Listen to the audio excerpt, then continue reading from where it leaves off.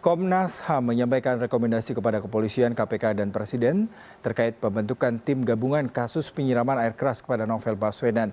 Di lain sisi, Ombudsman Republik Indonesia tak setuju dengan wacana pembentukan tim gabungan pencari fakta. Komisi Nasional Hak Asasi Manusia atau Komnas HAM telah menyerahkan laporan akhir terkait kasus penyiraman air keras kepada Novel Baswedan kepada kepolisian melalui Wakapolri dan pimpinan KPK Jumat kemarin.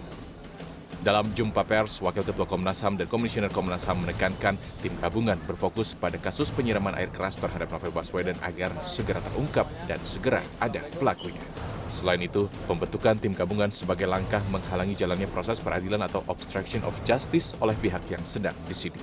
Kami kepingin proses ini cepat, melibatkan secara efektif Kapolri, efektif untuk pihak-pihak di jajaran kepolisian tanpa meninggalkan aspek yang lain.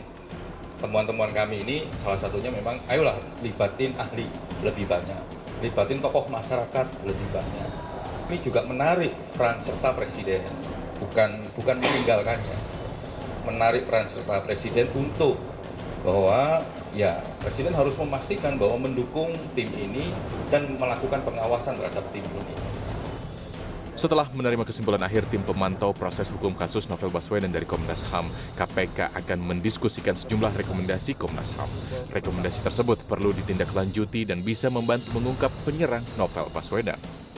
Sebab itu kita mencari dulu yang mana. Tapi kalau lari ke sana nanti itu bisa jadi juga nggak akan ketemu pelakunya. Bisa juga ketemu. Jadi ini masih dalam diskusi seperti apa kita bisa mendekati kalau memang kita mau pakai obstruction of justice. Jadi itu KPK. Yes. Ya, jadi itu ya bangsa Indonesia lah, bukan KPK aja. Ini kasus kan bukan kasus KPK saja. Itu kan kasus kita semua. Jadi artinya bagaimana kita bisa menerapkan pasal itu nanti kita berdiskusi dulu. Belum ada kesimpulan kalau pakai obstruction. Yes. Ya. Sementara itu, Karopemnas Polri Brigjen Dedi Prasetyo kepada Detik.com enggan mengomentari lebih lanjut soal rekomendasi Komnas HAM. Ia menyebut setiap kasus punya karakter tersendiri dan hal itu berpengaruh pada waktu yang dibutuhkan untuk mengungkapnya. Di lain sisi, Ombudsman Republik Indonesia tak setuju dengan wacana pembentukan tim gabungan pencari fakta di kasus penyiraman air keras yang dialami Novel Baswedan. Dikutip dari laman cnnindonesia.com, Komisioner Ombudsman Adrianus Melala menyebut tak ada aturan soal pembentukan TGPF, sehingga dalam kasus itu Polri lah yang didorong untuk mengusut tuntas. Sebelumnya, Ombudsman Republik Indonesia menemukan adanya dugaan maladministrasi yang dilakukan Polda Metro Jaya dalam menangani kasus penyiraman air keras Novel Baswedan. Dari laporan akhir pemeriksaan kasus Novel Baswedan yang diserahkan Ombudsman ke Polda Metro Jaya 6 Desember lalu, ditemukan adanya aspek penundaan berlarut-larut penanganan perkara yang tidak ada batas waktu, efektivitas SDM, serta aspek pengabaian petunjuk dari kejadian yang dialami Novel Baswedan. Lebih dari 1,5 tahun kasus Novel Baswedan seperti jalan di tempat. Tapi kemarin Komnas HAM sampaikan rekomendasi ke beberapa institusi yang berwenang. Publik tentu berharap ini akan jadi babak baru dalam kasus Novel Baswedan. Kita bahas malam ini bersama sejumlah tamu. Saya sudah hadir di studio pada malam hari ini. Sebelah kiri saya ada Asfinawati, Ketua YLBHI sekaligus tim advokasi Novel Baswedan. Selamat malam, Mbak Asvin. Kemudian di seberang saya ada Mas Khoirul Anam, Komisioner Komnas HAM. Selamat malam, Mas Khoirul. Serta di sambungan telepon ada Kombes Pol Agro Yuwono, Kabid Humas Polda Metro Jaya. Selamat malam, Pak Agro. Selamat malam, Mas. Argo baik, Pak Argo baik. Kita akan ke Mas Khoirul dulu. Mas Khoirul, rekomendasinya 1,5 tahun. Apakah memang butuh waktu 1,5 tahun untuk melakukan elaborasi, mencari data, kemudian juga memberikan rekomendasi yang baru kemarin Jumat diberikan ke KPK, ke Presiden maupun ke Polri? Iya, kasus ini sebagai kasus memang sangat lama. Oleh karena lama itulah Komnas HAM membentuk tim paripurna untuk pemantauan. Yang kemarin kami launching hasilnya, kami berikan kepada Wakapolri dan kami berikan kepada KPK. Ada beberapa temuan penting sebenarnya. Yang pertama, satu, kami menyimpulkan bahwa saudara Novel Baswedan adalah human rights defender. Dia diserang karena kerja-kerjanya. Itu yang penting. Yang kedua, yang kami temukan adalah peristiwa ini peristiwa yang terencana gitu. Jadi bukan peristiwa yang langsung jadi by accident itu enggak. Ini adalah peristiwa yang terencana. Yang berikutnya adalah karena ini serangannya adalah serangan terhadap kerja-kerja novel, kami menyebutnya ini obstruction of justice, serangan terhadap pemberantasan korupsi. Itu dalam satu ranah. Nah, ranah yang lain, yang penting kami juga melihat bahwa kelambanan proses ini dibutuhkan satu treatment tertentu untuk menyelesaikannya. Oleh karenanya, kami juga merekomendasikan pembentukan tim untuk menyelesaikan kasus ini yang melibatkan ahli, yang melibatkan tokoh masyarakat atau pihak-pihak lain yang dianggap memiliki kemampuan dan kontribusi.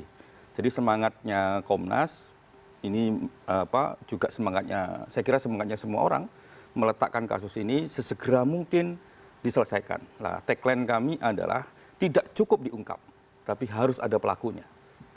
Kalau cuma diungkap, saya kira banyak informasi di publik yang bisa memberikan informasi bagaimana kasus itu terjadi. Tapi ini harus lebih dari itu. Jadi ada rasa selama ini tim yang tergabung dalam melakukan investigasi yang sudah dilakukan oleh pihak Polri sendiri diwakili oleh daerah Mabes maupun Polda Metro Jaya sendiri belum maksimal untuk melakukan investigasi dan penyidikan. Komnas HAM mengapresiasi timnya Polda ya, yang jumlahnya sangat banyak.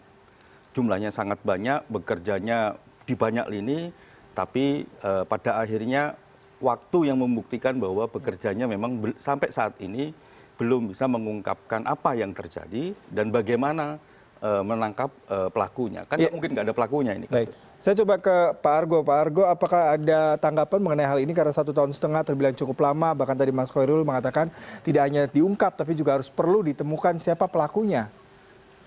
Jadi perlu saya sampaikan ya, bahwa kita sudah tadi sampaikan dalam membentuk tim sudah, kemudian kita sudah bekerja ya, dan juga kita sudah mulai sedetail mungkin kita lakukan dalam satu penyelidikan dan penyidikan, mulai dari metode deduktif kita lakukan, metode induktif kita lakukan, sehingga kita bisa mendapatkan sekian puluh saksi ya, Kemudian juga apa yang sudah kita lakukan, itu juga ada pemantaunya, ada Irwasda juga ada Wasidik juga ada Kompolnas juga ada, dan juga kita sudah kita membentuk suatu tim dengan KPK, ya kita ada ruangan tersendiri, dan juga kita sampaikan apa perkembangan yang sudah penyidik lakukan, gitu ya. Kemudian kita sampaikan semuanya, ini seperti ini perkembangannya.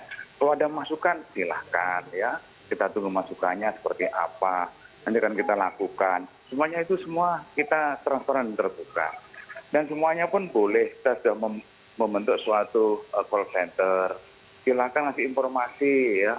Kalau ada informasi-informasi yang berkaitan dengan pelaku daripada kasus tersebut. Kita semuanya terbuka, Mas. Nggak masalah. Semua orang bisa memantau perkembangannya seperti apapun kita sampaikan. Jadi berbagai kita juga sudah dengan Komnas HAM juga sudah ada komunikasi dengan Kompolnas sudah, dan KPK sendiri sudah. Setiap interval pun waktu sudah kita sampaikan perkembangannya. Ya memang dalam satu perkara kasus hit and run seperti ini kan kita tidak mudah juga ya. Ada berbagai macam kasus-kasus juga sampai sekarang juga belum terungkap. Ada udah 3 tahun, 2 tahun, itu belum terungkap juga. Contoh banyak ya, ada kasus yang pelemparan bom molotov ada di kedutaan Myanmar. Sekarang kita belum menemukan siapa pelakunya ya. Nah, kemudian juga kita sudah beberapa kasus yang lain, kasus pembunuhan pun di Jakarta Barat, ya. Masalah di pembunuhan mahasiswa UI sampai sekarang belum kita temukan ya. Jadi kita juga mengharapkan juga informasi-informasi yang ada mengenai keadaan kasus tersebut disampaikan. Kita sudah terbuka dengan call center, dengan kita kerjasama dengan pemantau pun sudah kita sampaikan seperti apa perkembangannya. Demikian. Baik, Mbak Asvin, ada tanggapan mengenai hal ini? Sudah puluhan saksi diperiksa, kemudian juga bahkan sudah ada call center, perlu adanya proaktif dari masyarakat, sehingga pengungkapan kasus ini juga tidak hanya dari pihak penegak hukum, tapi juga ada partisipasi masyarakat sendiri. Iya, kalau kita mendengarkan Pak Argo tadi kan secara implisit beliau mengatakan sebetulnya Polri sudah tidak mampu. Karena itu sangat masuk akal, tuntutan kami dari lama sekali harus segera dibentuk tim pencari fakta yang independen Dan dalam kasus-kasus seperti ini, kasus-kasus yang tadi sudah dikuatkan oleh temuannya Komnas HAM, bahwa ini bukan kasus individual, ini kasus akibat ada human rights defender, pembela HAM yang sedang memberantas korupsi, maka pasti ada nuansa politik, banyak orang yang tidak suka akan kerja Novel Baswedan, karena itu karena ada dimensi politik, perlu ada tim lain yang juga independen. Kita masih ingat kasus Munir, tim waktu itu hampir berganti berapa kali, lebih dari 3 kali seingat saya. Dan titik terang terbuka ketika ada tim pencari fakta independen. Ya, Pak Argo sendiri ada tanggapan mengenai perlunya memang ada tim pencari fakta yang lebih independen, mengingat tadi perlu ada kerjasama tidak hanya 1 ataupun 2 sektoral, tapi juga lintas sektoral untuk mengungkap kasus ini lebih maksimal. Kita kan sudah ada tim semua ya, kita sudah kerjasama dengan tim yang lain. Mungkin bisa dicek ya, apakah dengan adanya cari fakta ada sudah maju ke pengadilan, kan begitu. Tapi kita kan berupaya dengan tim-tim yang lain tetap kolaborasi ya. Kita tetap serius dalam menangani kasus ini. Ya, tapi kan peran kita masyarakat pun kita butuhkan juga. Jadi jangan sampai informasi itu cuma untuk diri sendiri, tapi kita berikan kepada pihak penyidik, penyidik itu bisa untuk menindaklanjuti. Ya, Mbak Aswin, berarti dengan kata lain ketika perlu ada tim independen, Anda merasa Polri tidak independen untuk pengungkapan kasus ini? Pertama begini, kita harus lihat ini skalanya seperti apa. Kalau kita lihat kerja KPK, kerja Novel Baswedan, kasus-kasus mega yang besar sekali, dan pasti banyak aktor politik gitu. Dari sudut kekuatan politik saja, dari sudut itu Polri pasti tidak cukup begitu. Karena itulah negara ini membentuk KPK. Dan juga masih ada kerja Polri dan kerja kejaksaan di bidang anti korupsi. Ada 3 lembaga yang negara ini sudah dengan sadar tidak cukup hanya 1 lembaga. Itu yang pertama. Yang kedua tadi sebetulnya Pak Argo sudah mengatakan demikian banyak saksi dikumpulkan kerja tapi belum ketemu. Gitu artinya kan ada kemandekan penyidikan, ada kemandekan analisis dan lain-lain. Jadi sudah pantas kalau kita undang orang lain. Apa masalahnya? Persoalannya apa? Kalau kita benar-benar ingin mengungkap ini, kenapa kita harus takut dengan TPF? Ya, Pak Argo ada setuju ada kemandekan di sini, puluhan saksi sudah diperiksa? Jadi begini, kita kan kalau kita melihat dari deduktif ya itu motif. Apakah si korban itu pernah nyampein ke polisi, pernah nangani ada berapa kasus yang dia merasa diancam. Nangani kasus besar, contohnya misalnya apa? Dia merasa diintimidasi, diancam ya. Itu sampai sekarang kita belum mendapatkan, itu ya. Kita kan mengharapkan ada informasi itu. Nah, nanti misalnya kita panggil, kita periksa, kita bisa mendapatkan informasi itu. Tapi sekarang kita belum mendapatkan. Ya, saya ke Mas Khairul, tadi ada 3 poin menarik ya terkait dengan tadi Anda katakan bahwa ini adalah pelanggaran tugas seseorang yang memang terkait dengan pekerjaannya gitu ya, pelanggaran HAM dan semuanya. Bagaimana dengan karakteristik dari kasus ini sendiri sehingga Polri perlu melakukan implementasi kasus baik kasus berbeda gitu? Ya, ada 2 hal yang penting sebenarnya. Yang pertama ini di soal kepolisian ya. Tim ini gede gitu dan kami mengapresiasi bisa berkomunikasi dengan baik. Cuman memang kami melihatnya tidak cukup kasus ini diselesaikan dengan cara-cara yang tidak didukung oleh banyak orang. Jadi memang harus didukung oleh banyak orang. Ini biar cepat kelar. Persis kayak kasus almarhum Cak Munir. Kalau ini tidak diselesaikan dengan berbagai pihak yang tergabung dalam satu kelompok, dalam satu penyelidikan, dalam satu tim, ya tidak akan kelar-kelar ini. Itu yang jadi semangat kami belajar dari kasus almarhum Cak Munir. Karena kompleksitas kasusnya, seperti yang dibilang oleh Pak Argo. Itu yang pertama. Yang kedua, ini yang nggak boleh lupa juga, bahwa karena kami menyimpulkan bahwa serangan ini adalah serangan terhadap bukan Novel secara personal, tapi serangan Novel sebagai pegiat anti korupsi yang itu bagian dari pegiat hak asasi manusia, itu ada tanggung jawab KPK loh. Ada obstruction of justice, sehingga KPK sebenarnya dalam logika Komnas HAM itu bisa juga masuk. Jadi KPK sebagai institusi sendiri menggunakan kekuatan undang-undangnya sendiri karena ada serangan terhadap pekerjaannya yang menghalang-halangi kasus, dia bisa bentuk tim sendiri untuk melakukan ngecek, betul nggak ini serangan di kasus mana gitu. Baik. Bisa gitu. Ya, nanti saya akan berbicara lagi dengan Pak Argo terkait dengan kompleksitas tadi ya Mas Khairul katakan, apakah memang perlu banyak lagi pihak dan seberapa banyak pihak yang ikut berkecimpung ataupun yang akan bertanggung jawab terhadap pengungkapan kasus ini. CNN Indonesia Prime News sudah kembali, tetaplah bersama kami.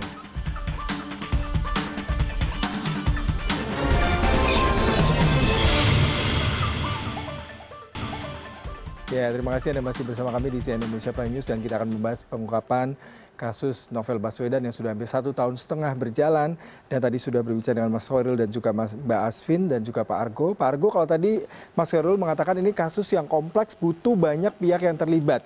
Sejauh ini seperti apa sih sebenarnya proses penanganan kasus ini di tubuh Polri sendiri dan di Polda Metro Jaya? Apakah memang sudah cukup kompleks juga orang-orang yang terlibat untuk mengungkap kasus ini, Pak?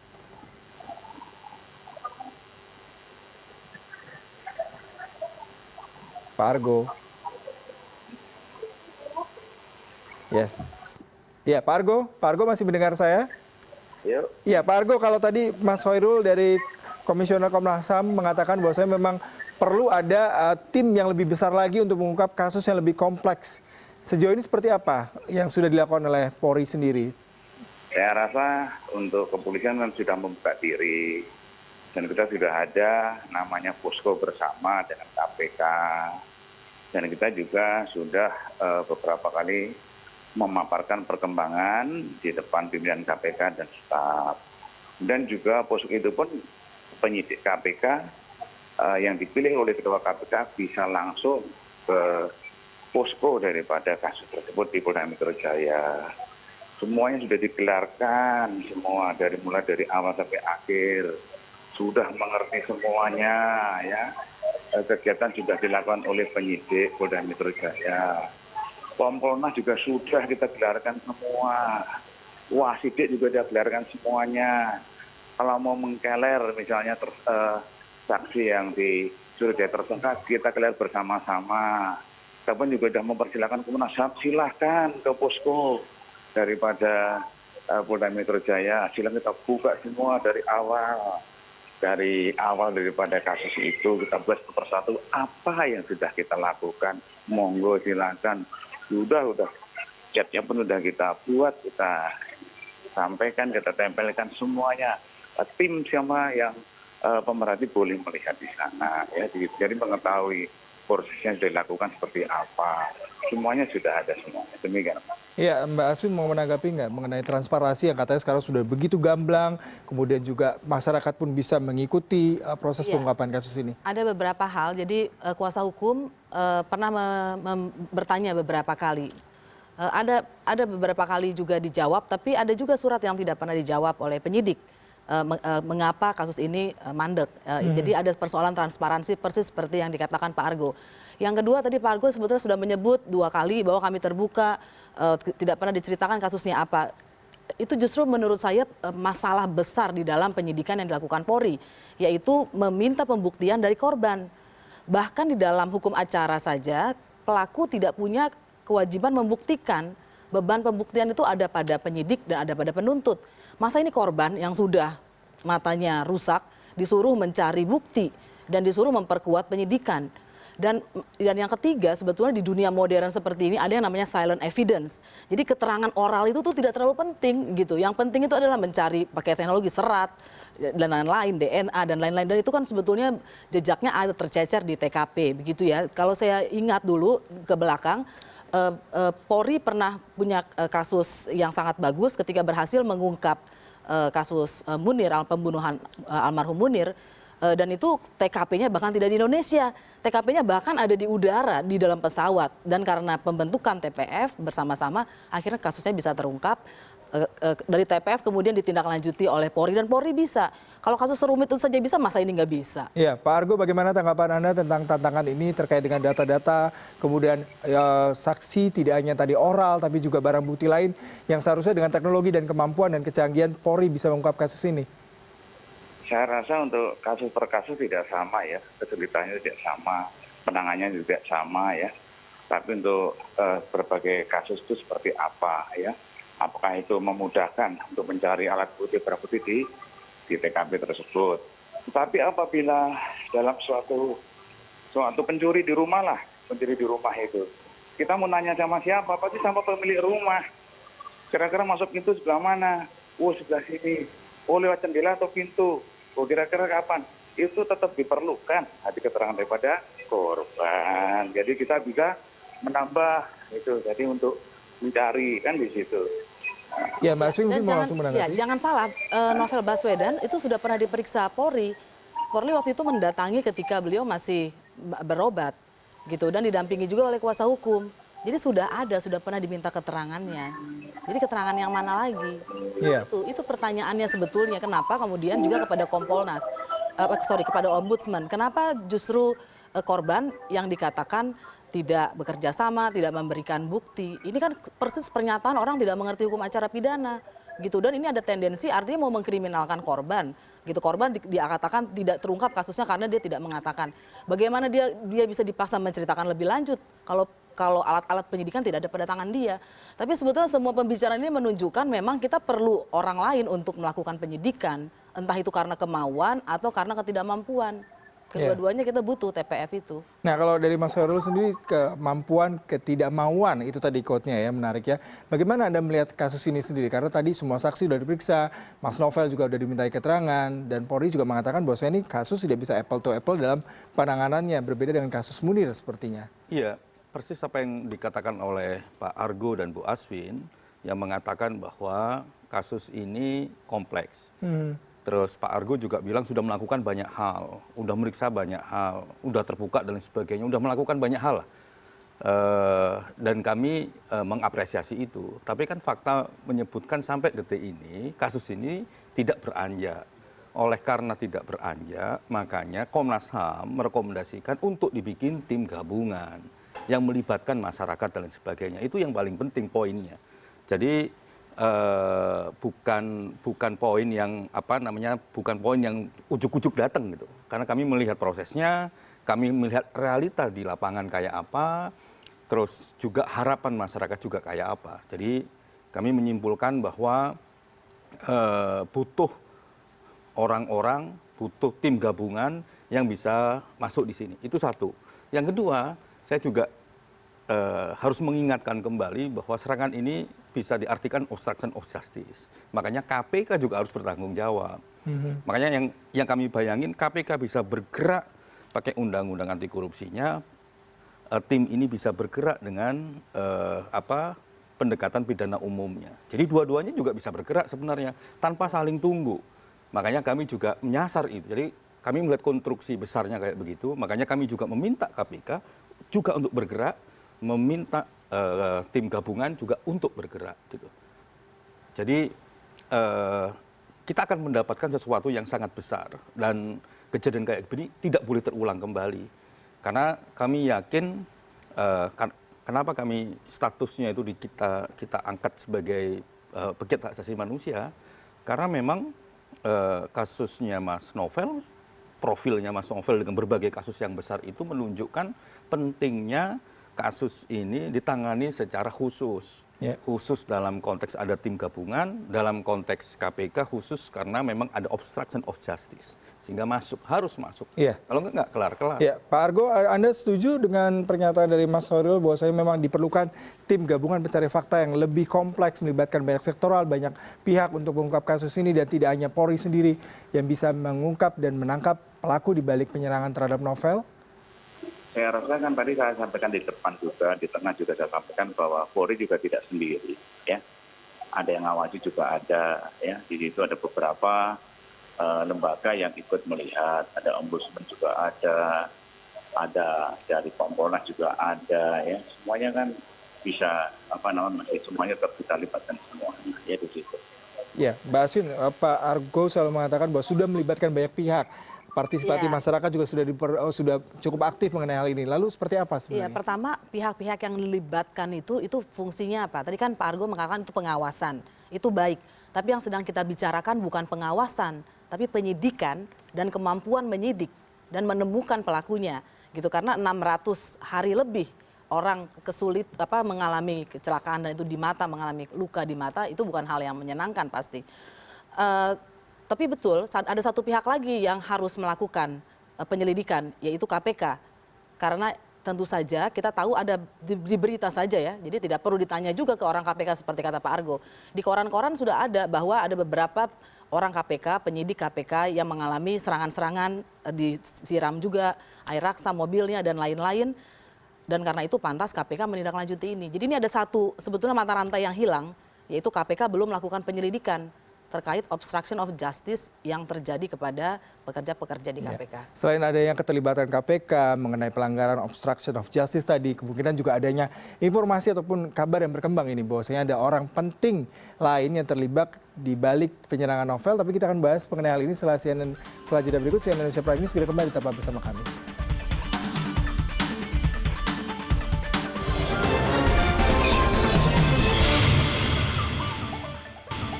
Ya, Anda masih bersama kami di CNN Indonesia Prime News dan kita akan membahas mengenai sudah lebih dari 600 hari kasus Novel Baswedan penyerangannya pada April 2017 yang sampai saat ini belum ada titik terang. Masih bersama saya Mas Hairul Anam dan Mbak Asvin serta Pak Argo di sambungan telepon. Saya ke Mas Hairul sendiri. Mas Hairul, kalau Anda katakan sebenarnya tadi kasus besarnya ini butuh pihak besar lagi. Dan rekomendasinya adalah tim pencari fakta gabungan yang independen yang akan menjadi salah satu goal untuk mengungkap kasus ini. Seberapa optimis rekomendasi Anda akan bisa dipatuhi oleh semua pihak yang diberikan lampiran surat rekomendasi pada Jumat kemarin?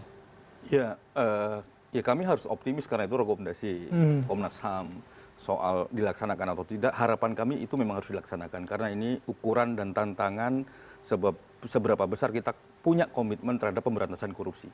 Sehingga melihat kasus novel itu tidak hanya melihat tindak kriminal, tapi melihat kasus novel adalah komitmen kita terhadap pemberantasan korupsi. Nah, saya yakin banyak pihak menanti bagaimana mengungkapkan kasus ini karena ini bagian dari pemberantasan korupsi. Itu yang paling penting. Yang kedua, gini, Komnas HAM itu salah satu kesimpulannya juga mengatakan bahwa ini kasus yang terencana. Jadi kalau tadi dikatakan sama Pak Argo hit and run, menurut saya ya mungkin Pak Argo punya perspektif sendiri, tapi Komnas HAM punya perspektif sendiri. Ini bukan kasus hit and run.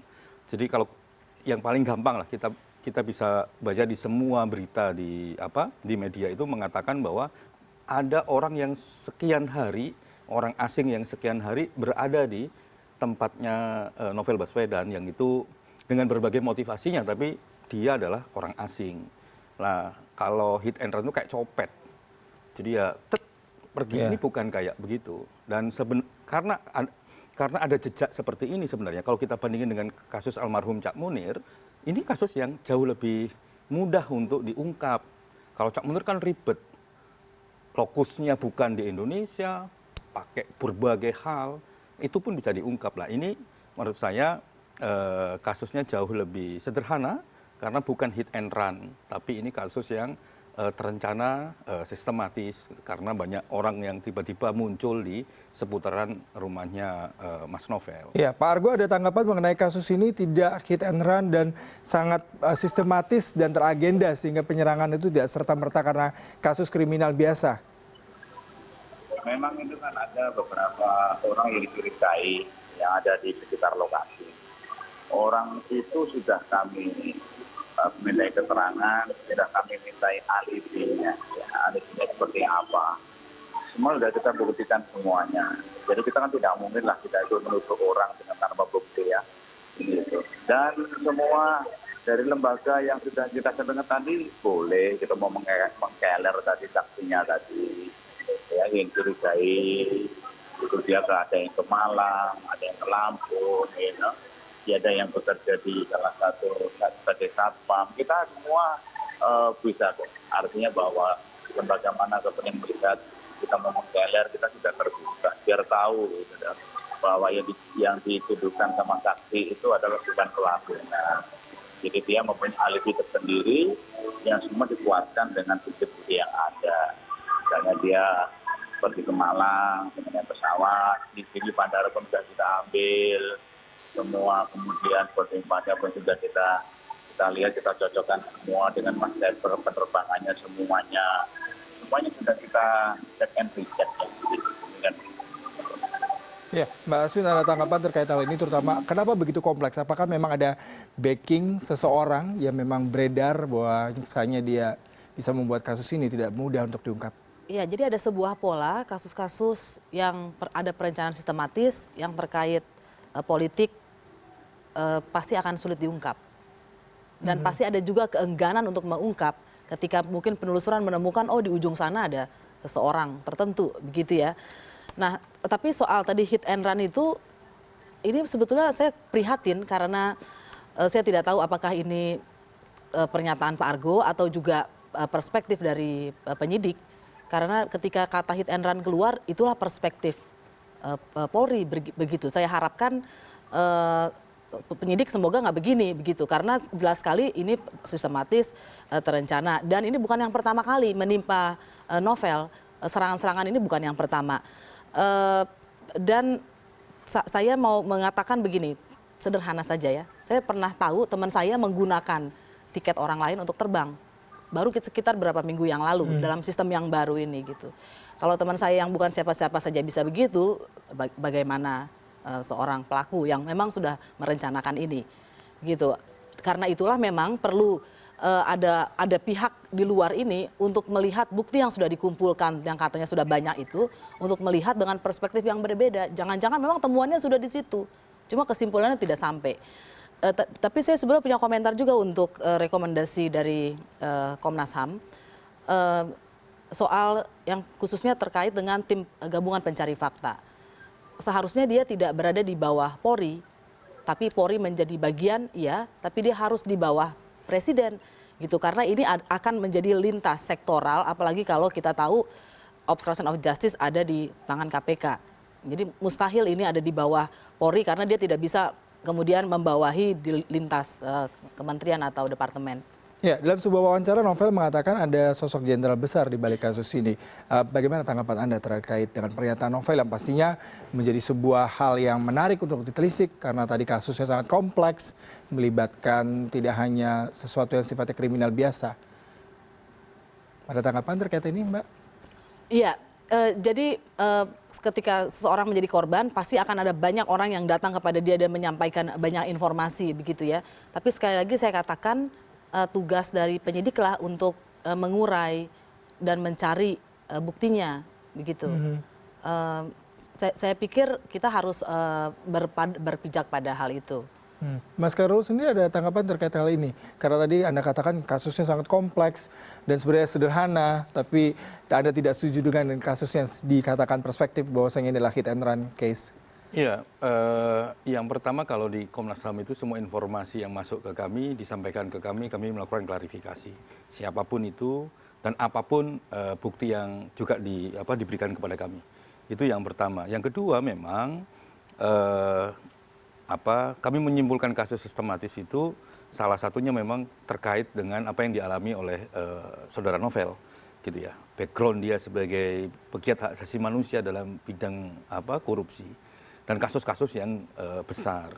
Lah kalau ditanya apakah ada yang dibalik itu tugasnya tim bentukan ini plus tugasnya KPK untuk obstruction of justice. Obstruction of justice itu kan menghalang-halangi proses penyidikan, menghalang-halangi proses pengungkapan, menghalang-halangi proses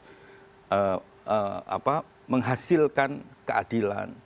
Nah, makanya kalau lihat profilnya Mas Novel, dengan beliau juga ngomong seperti itu, ya kemungkinan besarnya memang ada sesuatu yang sangat besar. Oleh karenanya, karena ada sesuatu yang sangat besar, dibutuhkan tindakan yang besar. Iya, Pak Argo, ada tanggapan terkait hal ini? Tadi ada obstruction of justice yang memang harus diungkap, tidak hanya sekedar kasus dengan perspektif hit and run, dan ada mungkin sosok yang lebih besar lagi di belakang pengungkapan kasus ini yang memang perlu juga diburu. Nah, jadi waktu pemeriksaan korban di Singapura saya ikut ke sana, ya. Jadi kita ingin menanyakan semua berkaitan dengan apa yang tadi saya jelaskan di depan. Kira-kira korban itu pernah menangani kasus apa, pernah ada intimidasi apa, apakah ada misalnya ada kintel yang di belakangnya itu siapa, buktinya apa. Jadi dalam pemeriksaan itu belum ada itu semua ya disampaikan. Saya ikut ke Singapura soalnya. Jadi kita kan perlu membutuhkan. Misalnya ada orang besar itu siapa, buktinya apa. Misalnya kalau cuma asumsi itu kan bisa jadi nanti fitnah. Gitu. Ya kita perlu, misalnya ada data juga menunjuk ada keterlibatan orang lain seorang jenderal harus bisa menunjukkan siapa. Karena waktu kita tanyakan di Singapura, waktu di BAP juga tidak keluar di situ semua, tidak ada menjelaskan semuanya. Jadi saya ikut, jadi saya tahu ada beberapa pertanyaan di Singapura. Ya kita tentunya kan masih membutuhkan jawaban-jawaban dari korban yang lebih luas. Gitu. Jadi kan nanti bisa menganalisa kan seperti itu. Ya, Mbak Aswin ada tanggapan terkait hal ini? Ya, jadi memang ada problem sekali kalau keterangan yang diminta adalah ditanya kira-kira menurut kamu siapa gitu. Kan harusnya bukan itu gitu. Korban pasti mengindikasikan sesuatu, mendapatkan informasi, tapi itu adalah sebuah indikasi yang harus ditelusuri. Ditelusuri dengan apa? Dengan CCTV, dengan macam-macam. Dan saya ingat kami mencatat di tim kuasa hukum, Polri memberikan dengan berbagai level yang berbeda-beda, memberikan keterangan yang berbeda-beda untuk banyak hal. Ini aja sebuah persoalan di tubuh Polri gitu yang harus diselesaikan. Bagaimana bisa ada 3 pihak, 3 tim gitu menyatakannya berbeda-beda untuk satu hal yang sama. Misalnya tentang CCTV, tentang saksi dan lain-lain yang diperiksa begitu. Jadi menurut saya sudah banyak 600 hari ini sudah cukup untuk mengatakan tidak akan kemana-mana ini kalau penyidikan ini dilanjutkan dengan seperti ini. Kita perlu tim yang lain dan tidak ada masalah apa-apa karena sudah pernah dilakukan di praktik keindonesiaan ini gitu ya. Dan di dalam tim itu dulu dalam kasus almarhum Munir juga ada polisinya. Dan apalagi masalahnya apa? Kalau memang kita betul-betul tujuannya adalah untuk mengungkap pelaku dan agar tidak terjadi lagi, ya mari kita buat tim TPF. Tapi kalau memang tidak mau, ya tidak heran saya kalau tim gabungan pencari fakta ini tidak akan ada-ada. Ya, tim gabungan pencari fakta kalau tadi Mbak Aswin agak pesimis, berarti sebenarnya bolanya di tangan Presiden karena salah satu yang direkomendasi adalah Presiden. Lalu bagaimana Anda bisa melihat kasus ini dan seberapa besar Presiden seharusnya ikut memberikan kebijakan terhadap ini? Ya, kalau kami melihatnya sekali lagi bahwa serangan terhadap novel adalah serangan terhadap pemberantasan korupsi. Kalau semua pihak, termasuk juga Presiden, meletakkan komitmennya terhadap pemberantasan korupsi, ya harus dibentuk. Memberikan perhatian dengan statement tidak cukup. Jadi memberikan perhatian harus dengan tindakan konkret. Kapasitas Presiden memiliki kewenangan untuk itu. Itu yang paling penting. Jadi kalau sekedar statement bahwa kami prihatin, kami mendukung itu tidak cukup kayak begitu. Baik, terima kasih sekali atas waktunya Mas Khairul Anam dan juga Mbak Asfinawati. Tadi sebelumnya sudah ada Pak Argo Yuwono, Kabid Humas Polda Metro Jaya yang sudah berbincang melalui telepon. Pengungkapan kasus Novel Baswedan 600 hari sudah berlalu. Sepertinya memang dibutuhkan pihak yang tidak hanya saat ini memberikan kontribusi, tapi juga ada tim besar lain, tadi rekomendasi dari Komnas HAM, untuk segera bertindak karena kasus ini memang harus membutuhkan suatu observasi, investigasi yang lebih dalam, karena tidak hanya melibatkan kriminal biasa, tapi sesuatu yang boleh jadi lebih besar. Tapi kita menunggu bagaimana kebijakan ke depannya terhadap pengungkapan kasus ini. Saya Indonesia Prime News, segera kembali tetaplah bersama kami. Terima kasih, Mbak.